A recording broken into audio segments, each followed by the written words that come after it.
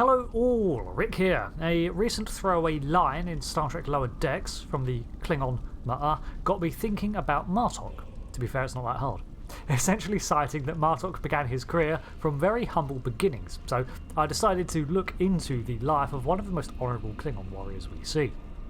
Beginning around the 2320s, Martok was born to House of Martok, a low-born house with a history of serving the military, but none had entered into officer roles. His father was Erthog, and they lived in the Kether lowlands. Kether province was known for its wildlife and agricultural areas, including Kang's Summit, which was located in the Imperial hunting grounds, and Kether City, which contained notable galleries and historic sites. The lowlands were south of the Skrull River and were mostly farmland. While not stated as fact, it is likely that Martok's family were farmers, while the men of the family traditionally enlisted in the Klingon Defence Force. As a child, he had a pet Targ, and at the age of 8, he was taken on a hunting trip into the Imperial grounds, where he slew his first Lingta. This is a hobby he would continue to maintain throughout his life, frequenting the grounds of his youth. For 15 generations, his family had served the military, and Martok too joined when he came of age.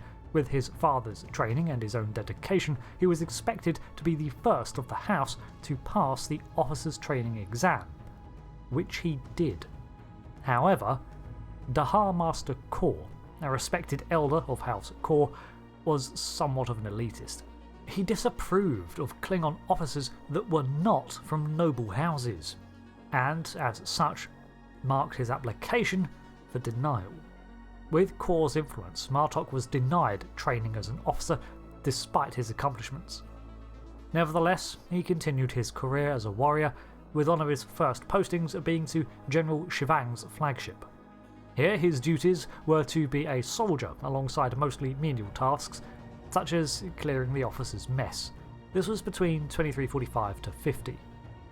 At some point around this time, he also served under General Koltan, where Martok met the general's daughter, Guthmara. She took a shine to the young soldier, but Martok had been tasked with investigating her rumoured illicit and illegal research into bioweapons. When his investigation turned up evidence, Koltan's vessel was destroyed, leaving Martok and Guthmara among the survivors, but no proof of her deeds. During these events, he was taken advantage of by Guthmara and unknowingly sired a son by her. Not long after, Martok's father died. In 2350, Romulans attacked Shivang's flagship during a border skirmish, and Martok assisted in repelling the boarders.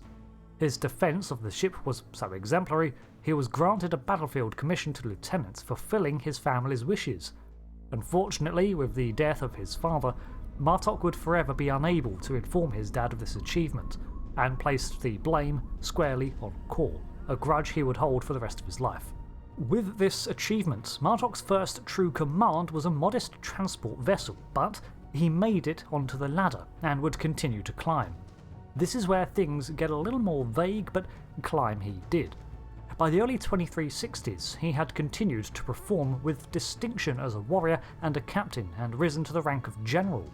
Although a general is equivalent to a Starfleet admiral, Klingon flag officers are expected to continue to actively serve on the fronts.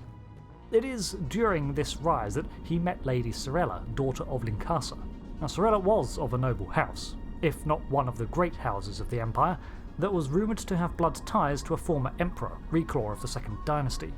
Sorella and he fell in love. Despite her imperious attitude, her choice of husband shows that she cares more for a person's character than their position. She chose to move out of her family home and to Martok's familial residence in the Kether lowlands. Over time, his humble home had expanded into a larger manor, complete with grounds overseeing the farmlands thanks to Martok's growing renown. Although Sorella did accidentally lose Martok's Targ. They had a son, Drex, and 2 daughters, Shen and Lasna. In 2367, the year-long Klingon Civil War began with Gowron emerging as the new Chancellor. Now, Martok had fought for Gowron during the unrest and continued to earn himself and his house acclaim and honour, and by now this fame was spreading into the general populace at large. However, he would suffer a setback. In 2371 he was back on Kronos, at Kang's summit, hunting Saberboar, when a changeling infiltrator from the Dominion managed to capture him. They took him back to internment camp 371 for interrogation, while a changeling imposter resumed his position at Gowron's side. This false Martok used the General's sway to guide the Empire into war with Cardassia and the Federation. While imprisoned and forced to fight for the amusement and training of the Jem'Hadar, Martok's left eye was destroyed in a bout against First Ikat-Ika. For 2 years he endured this, making an unlikely alliance with Julian Bashir and Inabrin Tain and others to work on an escape plan. In 2373 he escaped alongside Bashir, Garak and Worf and returned to reclaim his position. He also chose not to have his eye regrown or an implant added, so as to have a consistent reminder of the Dominion. His first assignment was the IKS Rotaran, a Burrell-class bird of prey.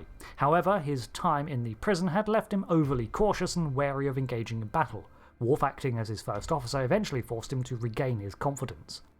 As the Dominion War erupted, Gowron promoted Martok to the role of Supreme Commander of the 9th Fleet, which was actually a joint Klingon-Federation armada. However, by 2375, Gowron had grown to fear Martok's continued rising popularity. He inducted him into the Order of Kalis, but then his role on the front was assumed by Gowron, pushing Martok out. Gowron began sending him on suicide missions in the hopes of getting Martok killed. However, the badass survived every one, only raising his fame. Eventually, this feud was ended when Worf challenged and killed Gowron, as Martok's own sense of duty would not permit him from taking action against his Chancellor.